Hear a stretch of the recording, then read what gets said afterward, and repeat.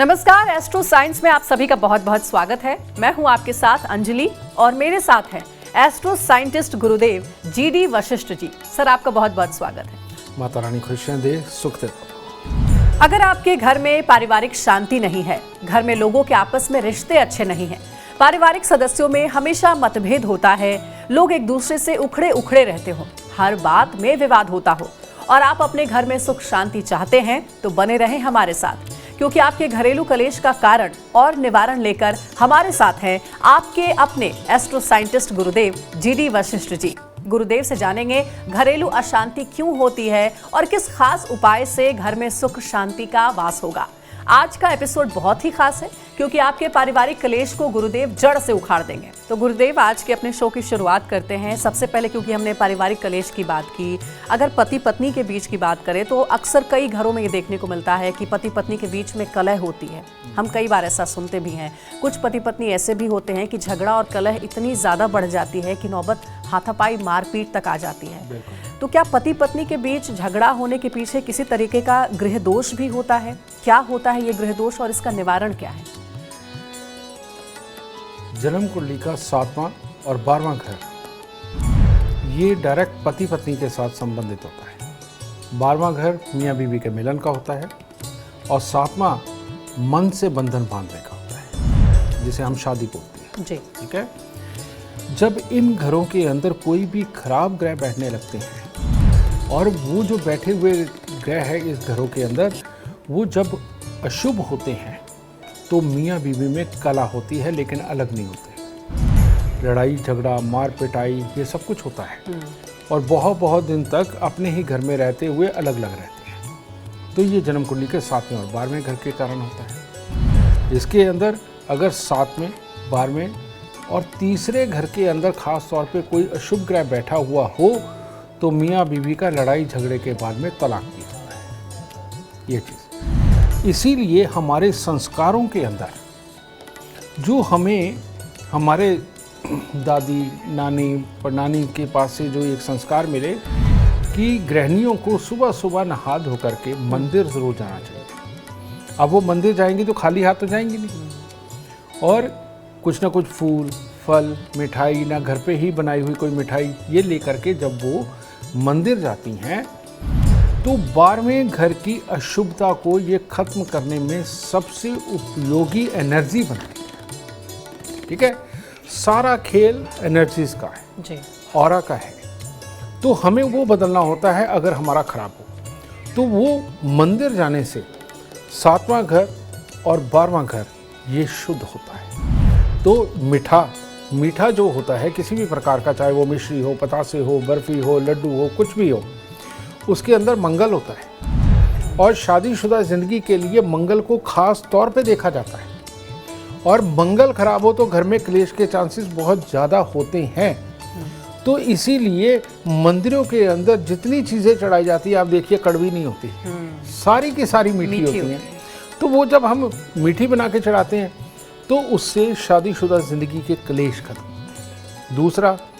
दूसरा मियाँ बीवी के बीच में लड़ाई का कारण जो सबसे बड़ा है, और वो क्या है, एक की बात दूसरे को समझ ना आए, एक की बात दूसरे को बुरी लगे, समझाने लगो तो इरिटेशन पैदा हो जाए और लड़ाई का रूप ले ले। ये किस लिए होता है? ये होता है अपने अंदर ऑक्सीजन की कमी के कारण। ऑक्सीजन की कमी के कारण याददाश्त की कमी, और याददाश्त की कमी के कारण सामने अपने जीवन साथी की रोज़मर्रा की बातों को भूल जाना कि इसको क्या अच्छा लगता है क्या बुरा लगता है, ये भूल करके हर वक्त वही बात करना जो तुम्हारी नेचर में है और जो कि सामने वाले को बुरी लगती है। तो ये दूसरा कारण होता है शादीशुदा ज़िंदगी के अंदर लड़ाई का।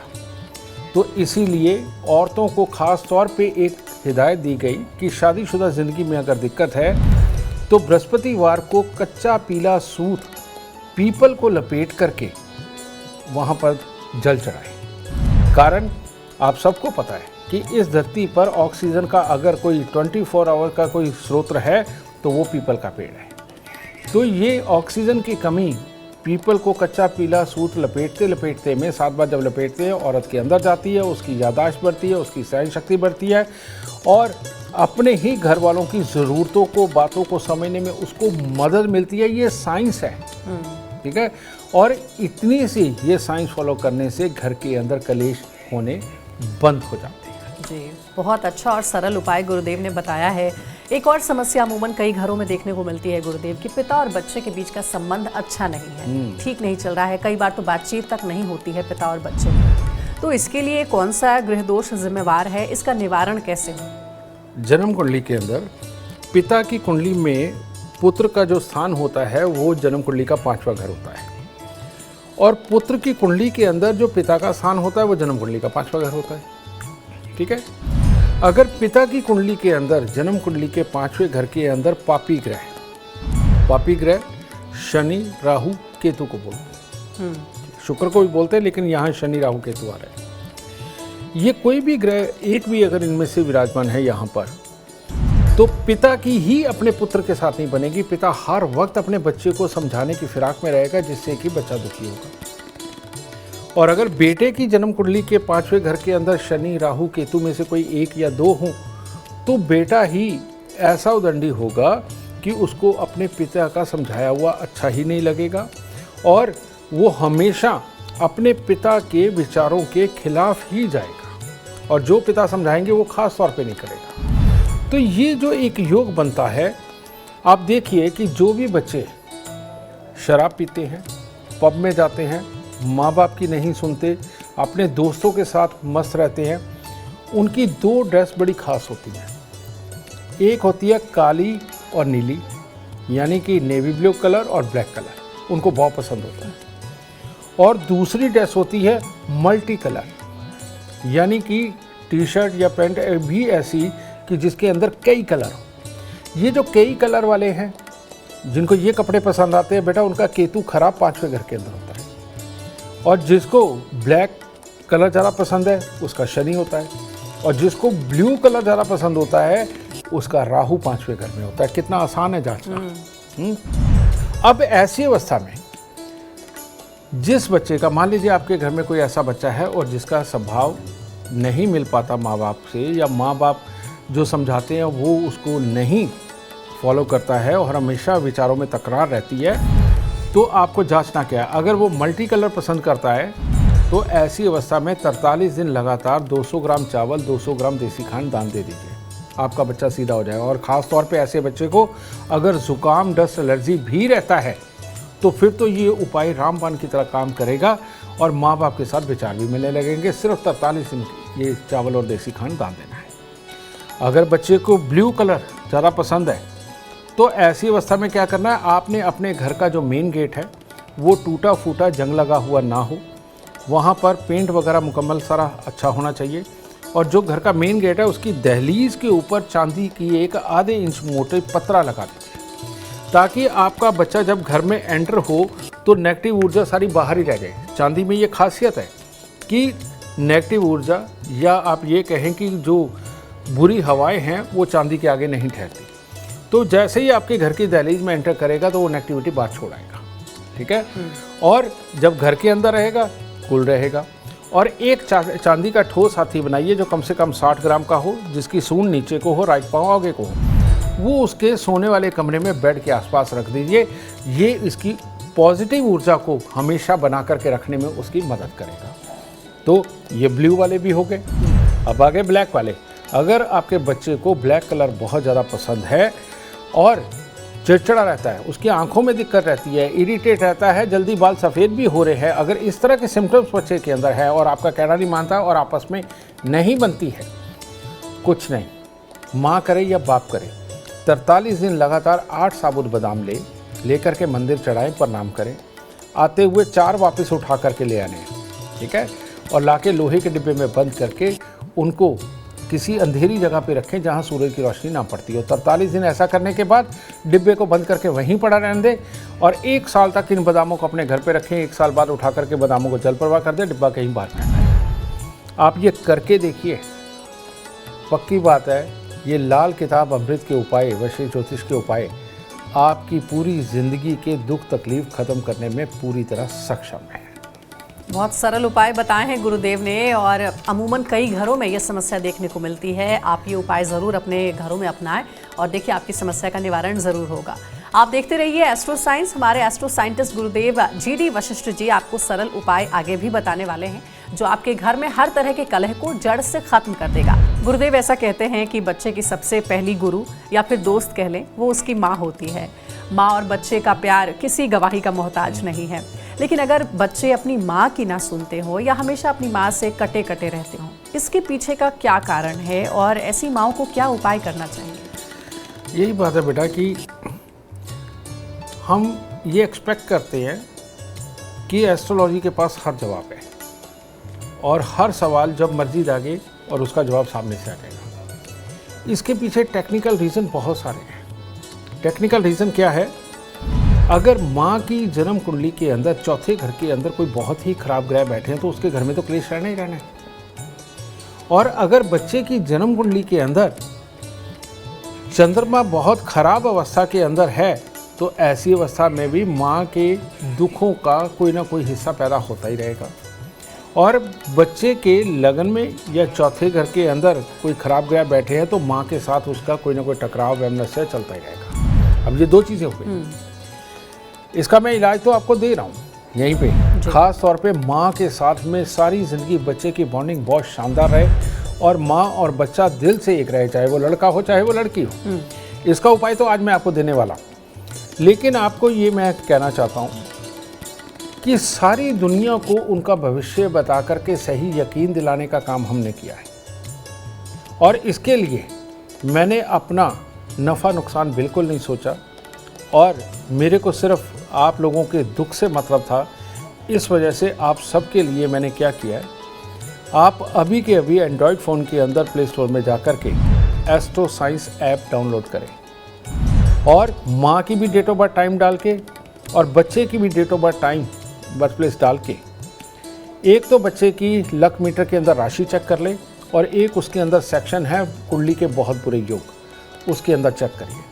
आपको सारी चीज़ का विवरण मिल जाएगा कि इन लोगों की माँ की मानसिकता क्या है, बेटे की क्या है, माँ कहाँ गलत हो सकती है या बच्चा कहाँ से गलत हो सकता है और उसका उपाय क्या है।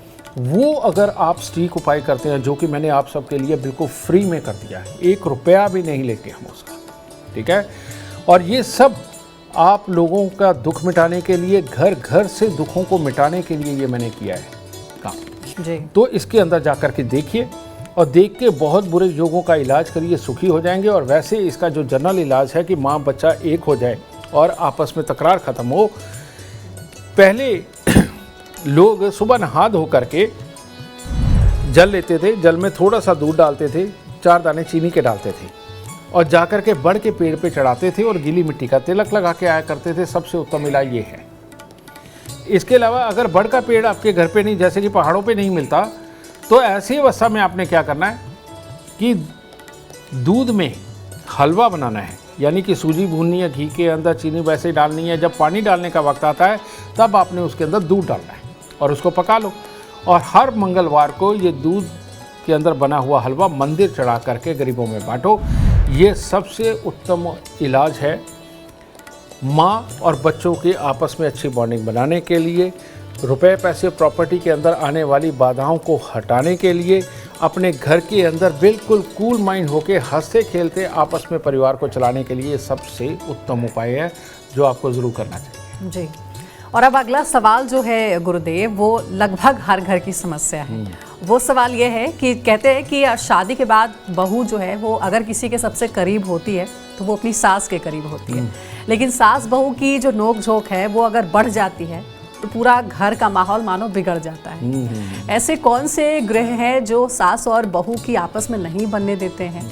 उनका वैचारिक मतभेद बड़े झगड़े में बदलकर रोज घर का माहौल खराब कर देता है और इसके लिए क्या खास उपाय हैं जिससे कि सास और बहू में प्यार बढ़े, कभी तकरार ना हो? जन्म कुंडली के अंदर चौथा घर होता है माँ का, पति की माँ, और 7वां घर होता है पति का, अगर हम एक लड़की या औरत की कुंडली की बात करते हैं जी। चौथे घर से पानी देखा जाता है और 7वें घर से मिट्टी देखी जाती है, खेती वाली, ठीक है। तो इन दोनों का मेल तो है ही नहीं। अगर लिमिटेड मात्रा में खेती के अंदर पानी जाए तो फसल पैदा होती है, घर में खुशहाली आती है ना। इसको आप ये कह सकते हैं कि अगर सांस का इंटरफेरेंस थोड़ा कम रहे तो घर में खुशहाली ज़्यादा अच्छी रहती है, ठीक है। लेकिन अब बाढ़ वाली सिचुएशन देखिए कि बाढ़ आती है तो वो क्या करती है, जब बाढ़ आती है वो खेतों की मिट्टी को काट के बहुत बड़ा हिस्सा अपने साथ बहा करके ले जाती है, यानी कि इसे बोलते हैं चौथे और सातवें घर की लड़ाई, यानी चंद्र शुक्र आपस में मिलकर के नीच केतु बनाते हैं। ये एस्ट्रोलॉजिकल वे है इसको जानने का। तो ये पानी और मिट्टी की जो लड़ाई है यही सास और बहू की लड़ाई है जी, ठीक है। इसके अंदर हमें देखना क्या है, अब हो सकता है बहू गलत हो सकता है सास गलत हो, तो ये चीज़ है। तो ऐसी अवस्था के अंदर एक मीडिएशन के लिए कोई होना चाहिए जो इन दोनों को समझा सके कि कौन गलत है कौन सही है, और बात को ये अपने ऊपर लेकर के ठंडा कर सके। ऐसे ही एस्ट्रोलॉजी है। कहते हैं दो दुश्मन ग्रह अगर आपस में मिल रहे हैं तो बीच में एक ग्रह ऐसा बैठा दीजिए जो इसका भी मित्र हो इसका भी मित्र हो, तो ये लड़ाई बंद हो जाती है। ये बड़ा मुश्किल संयोग भी है गुरुदेव, हाँ। जो आप कह रहे हैं। नहीं, मैं इसका अभी बताऊंगा कि हमारे संस्कारों में इसे कैसे किया गया जी। हमारे संस्कारों के अंदर सबसे पहले लड़की को दहेज के अंदर चांदी देते थे ज़्यादा, ठीक है। अब लोग अमीर हो गए, सोना देना शुरू कर दिया। अब जितना ज़्यादा दहेज के अंदर सोना आता है तो वो चांदी तो आई नहीं जी, ठीक है। उसकी वजह से बृहस्पति देव आ गए, जिसके कारण गर्मी रहती है, और लड़की को घमंड रहता है कि मैं पैसा ज़्यादा लेके आई हूँ, मैं अमीर घर से आई हूँ। वो भी एक पंगा पड़ता है।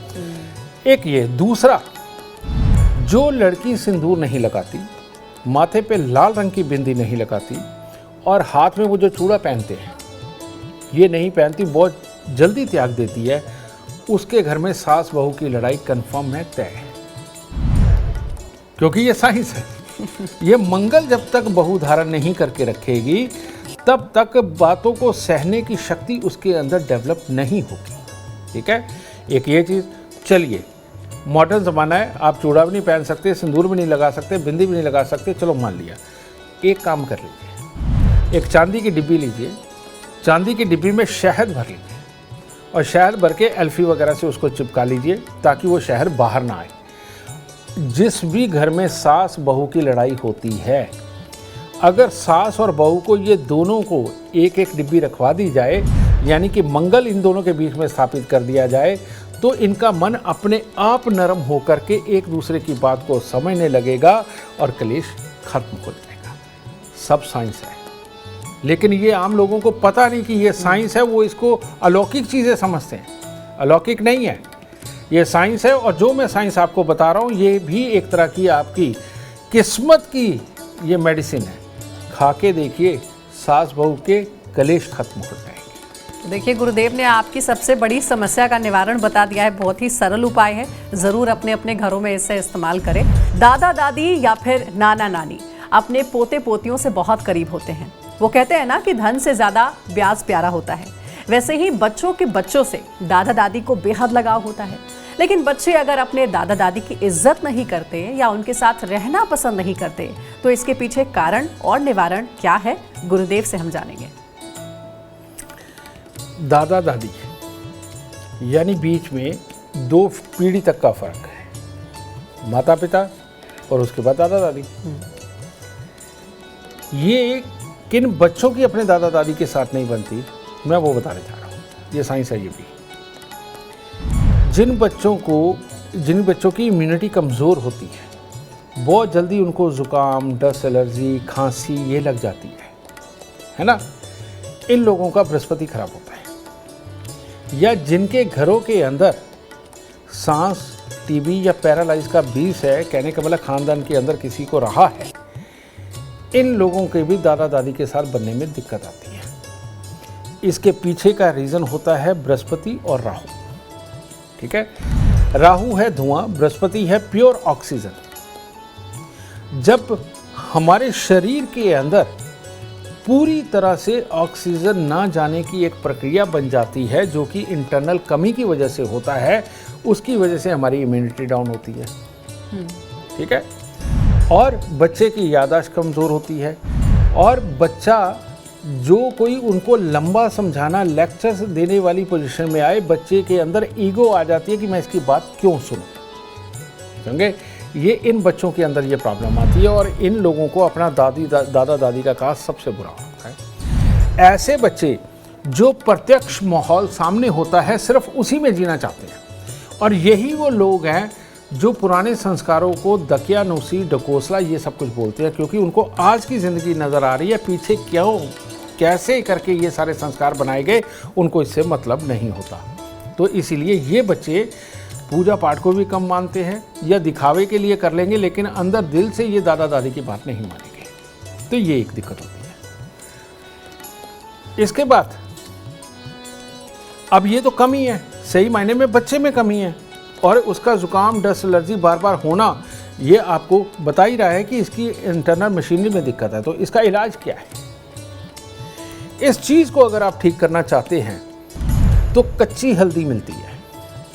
कच्ची हल्दी 20 ग्राम लेकर के उसको आप पीसिए, पीस करके उसका आप रस निकाल लें कपड़े के साथ में कटोरी के अंदर, और जितना रस निकले उसके अंदर थोड़ा सा शहद मिक्स करके सोमवार और बृहस्पतिवार को अगर वो कच्ची हल्दी का रस बच्चे को पिलाया जाता है शहद के साथ मिक्स करके, तो उसके अंदर की ये जो मशीनरी बृहस्पति यानी कि ऑक्सीजन लेकर के अपने शरीर को बिल्कुल स्वस्थ बनाना और यादाश्त को तंदुरुस्त करना और धैर्य देना, ये जो कमी आ रही है ये कच्ची हल्दी उसको ख़त्म करेगी। और हर रोज़ केसर का तिलक बच्चे के नाभि ज़ुबान माथे पर लगाना इन समस्याओं को दूर करके दादा दादी के साथ बच्चों का सौहार्द बढ़ा करके दादा दादी से पिछली लाइफ का एक्सपीरियंस लेकर के ये बच्चे शायद दूसरे बच्चों से बहुत ज़्यादा अच्छे वाली ग्रोथ के ऊपर चले जाएंगे, इतने से उपाय के साथ। यानी कि समस्या का निवारण तो गुरुदेव बता ही रहे हैं, इम्यूनिटी को कैसे आप स्ट्रॉन्ग कर सकते हैं। अगर किसी की इम्यूनिटी वीक है तो उसका उपाय भी उन्होंने बता दिया। गुरुदेव, घर में रहने वाले करीबी रिश्तों की तो हमने बात की, कई समस्याओं का निवारण भी आपने बताया, लेकिन गुरुदेव अब ये बताएं कि कुछ ऐसे रिश्तेदार भी होते हैं जिनसे हमारी बिल्कुल भी नहीं बनती, या अगर वो घर आ जाएं तो हमारा मन खराब हो जाता है, हम मन से उनका स्वागत भी नहीं कर पाते हैं। अगर ऐसा हो तो इसके पीछे कौन सा ग्रह दोष जिम्मेवार है, और रिश्तेदारों से प्यार और सम्मान मिले इसके लिए क्या उपाय करना चाहिए? बेटा अब तुमने तो रिश्तेदार बोल दिया, लेकिन रिश्तेदार इतने सारे होते हैं जो 9 ग्रहों में बटे होते हैं और 12 घरों में बटे हुए होते हैं। जैसे पहला घर नाना का होता है, दूसरा घर ससुर का होता है, तीसरा घर छोटे भाई बहन का होता है, चौथा घर माँ और मामा परिवार का होता है, पांचवा घर पिता और पिता के सगों का होता है, छठा घर फिर अगेन मामा का होता है या बहन का होता है। तो इस तरह से अलग अलग। मैं इसके अंदर आपको जो बहुत ही ज़्यादा किस्मत कनेक्शन रखता है मैं उस घर के बारे में बताता हूँ। अगर जन्म कुंडली के चौथे घर के अंदर ग्रह खराब बैठा हुआ है तो मामा के साथ तकरार होती है लेकिन मिलना रहता है। मामा के साथ तकरार होती है लेकिन उसके साथ मिलनसारी रहती है, और समय समय पे बुरे वक्त में थोड़ा बहुत काम भी आते हैं। ठीक है, तो ये चौथे घर की अशुभता को दूर करने के लिए हमें करना क्या है कि जब भी कभी चलते पानी के किनारे जाए तो थोड़ी सी चने की दाल बहा दीजिए बहते पानी के अंदर, इससे ये बुरापन निकलेगा। फिर जो रिश्ता ही खत्म होता है, जिनको देखते ही चिड़न आती है और मामा को भी आए और भांजे को भी आए और दोनों एक दूसरे के ऊपर ब्लेम गेम करते हों और देखते ही सड़ जाते हों, इवन शादी पे भी मिले तो तब भी एक दूसरे की तरफ तलख निगाहों से देखते हों, ऐसे में जन्म कुंडली का छठा घर ये जिम्मेवार होता है। ये मामा का प्योर घर है। ठीक है, ऐसी अवस्था के अंदर बेटा अगर ऐसा इंसान बंदरों को गुड़ गेहूँ खिलाता रहे और नीले रंग के फूल ये माँ सरस्वती को समय समय पे अर्पण करता रहे तो उसके अपने मामा परिवार के साथ में ये प्रॉब्लम खत्म हो जाएगी, और फिर मामा को भांजे को देख के और भांजे को मामा को देख करके चिड़न कभी नहीं आएगी। अपने रिश्तों को मजबूत करें, अपने रिश्तों को मजबूत करें। इतने छोटे से उपायों के साथ लड़ने में क्या रखा है बेटा। बिल्कुल सही बात है, छोटी सी जिंदगी है और ऐसे में सबके साथ मिलजुल कर खुश रहना चाहिए, खुद भी खुश रहिए और दूसरों को भी खुश रहिए। गुरुदेव अब जरा आप इसके उपाय बताइए कि घर में अगर शांति हमें रखना हो, सुख समृद्धि का वास हो, इसके लिए दर्शकों को कोई एक वास्तु उपाय बताएं। जन्म कुंडली का जो दूसरा घर होता है ये धन के लिए होता है, लिक्विडिटी के लिए, अपने कुनबे के लिए, ससुराल के लिए और हमारी वाणी के लिए जन्म कुंडली का दूसरा घर देखा जाता है। लेकिन जो मैं बताने जा रहा हूँ, हो सकता है आपके घर पे आने वाले कोई भी वास्तुकार वो इस बात को ना माने, लेकिन जो अभी मैं बताने लगा हूँ उससे प्रैक्टिकल आप स्वयं करके देखें और देखें कि उसका रिजल्ट आता है या नहीं। जन्म कुंडली का दूसरा घर यानी कि उत्तर पश्चिम, नॉर्थ वेस्ट, इसके अंदर अगर टॉयलेट हो, कबाड़ हो या ऐसी कोई अलमारी रखी हुई है जिसमें कबाड़ भर के रखा हुआ है, वॉशिंग मशीन हो, ठीक है, नहाने धोने का स्थान हो और वहाँ पर जंग लगा हुआ कोई चीज़ें पड़ी हुई हैं, या आपके नौकर ही उस दिशा के अंदर रहते हैं, तो आपके घर में बीमारी भी होगी, क्लेश भी होगा, पैसा आएगा लेकिन जाएगा कहाँ आपको पता भी नहीं चलेगा। आने में दिक्कत नहीं, वो आपके ग्रहों के से आ रहा है लेकिन टिकेगा नहीं। इसीलिए यहाँ पर कबाड़, टॉयलेट, बाथरूम, कबाड़ की अलमारी या नौकरों के रहने का स्थान ना हो, जो सफाई कर्मचारी, ठीक है। अगर ये आप यहाँ से नॉर्थ वेस्ट से शिफ्ट करते हैं तो आपको बहुत बड़े लाभ होने वाले हैं। दूसरे घर के अंदर राहु खराब होता है, इसका मैंने इलाज बताया। दूसरे घर के अंदर सूर्य भी खराब होता है। दूसरे घर के अंदर सूर्य हो तो कहते जर जोरू ज़मीन का झगड़ा पड़ेगा ही पड़ेगा और पैसे फंसेंगे, प्रॉपर्टी फंसेगी, ये होगा। तो इसका मतलब क्या, आपके घर के नॉर्थ वेस्ट के अंदर किचन है। अगर नॉर्थ वेस्ट के अंदर किचन रही, वहाँ चूल्हा जलता रहा, तो जर जोरू ज़मीन का झगड़ा पड़ेगा, पैसा आएगा, आप प्रॉपर्टी पे लगाएंगे, उसके डॉक्यूमेंट में प्रॉब्लम निकल आए, बीच में आदमी प्रॉब्लम कर दे, कुछ भी कर दे, उसमें दिखते रहेंगी और बीवी बीमार रहेगी, आपस में क्लेश रहेगा और जिसको पैसा दे दोगे वो वापस नहीं मिलेगा। तो इसीलिए नॉर्थ वेस्ट के अंदर ना किचन, ना टॉयलेट, ना बाथरूम, ना कबाड़ वाली अलमारी, ये बिल्कुल नहीं होनी चाहिए। इसको हटा के देखिए, आपके मैक्सिमम दुख यहीं से खत्म होने शुरू होते हैं। घर में हमेशा सुख शांति का वास हो और परिवार में एकता बनी रहे। गुरुदेव, इसके लिए क्या कोई खास उपाय है या फिर कोई खास वस्तु जो कि घर में रखी जाए? ये एक बार में ही एक ही उपाय देकर के इस चीज़ को ठीक कर दिया जाए, ऐसा हो ही नहीं सकता। रोज़ हमारे टीवी चैनल पे अलग अलग ज्योतिष शास्त्री इस तरह के रोज़ उपाय देते हैं, लेकिन आप सबने भी आजमा के देखा होगा ये संभव है ही नहीं। लेकिन एक बात सत्य है कि जिस घर के अंदर पापी ग्रहों को सदा खुश रखा जाता है, किसको पापी ग्रह कौन से? शुक्र, शनि, राहु, केतु, ये धन देने वाले ग्रह हैं। शुभ ग्रह जो है धन नहीं देते, अशुभ ग्रह ही धन देते हैं। अगर हम इनके जानवरों को खुश रखें तो हमें ये अकल ज़रूर आ जाएगी कि किस बात पे लड़ना है, किस बात पे नहीं लड़ना।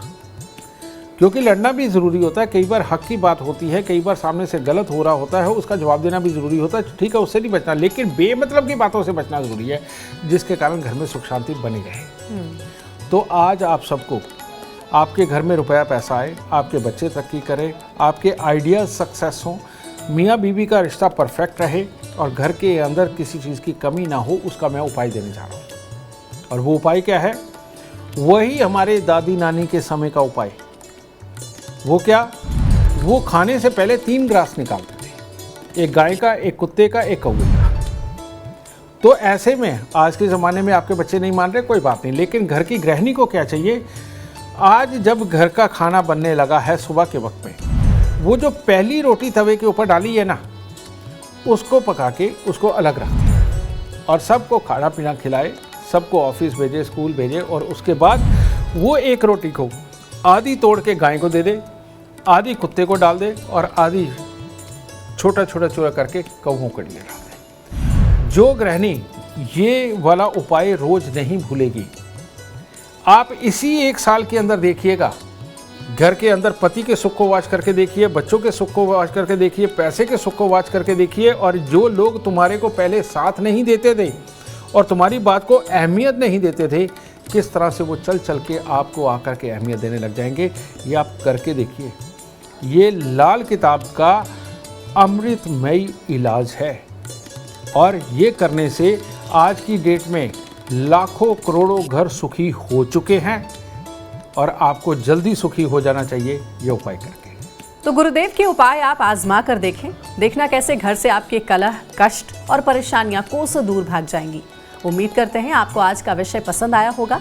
कल आपके सामने लेकर आएंगे एक और विषय जो आपकी कॉम्प्लिकेटेड लाइफ को बना देगा आसान और खुशियों से भरपूर। अगर आप हमारे गुरुदेव से मिलना चाहते हैं या पर्सनली बात करना चाहते हैं तो हमें आप कॉल करें 9999905222 पर। फिलहाल समय हो गया है आपसे इजाजत लेने का। आप बने रहे हमारे साथ और हमारे एस्ट्रो साइंटिस्ट गुरुदेव GD वशिष्ठ जी के साथ। देखना ना भूले एस्ट्रो साइंस रोजाना सुबह 8 बजे। नमस्कार।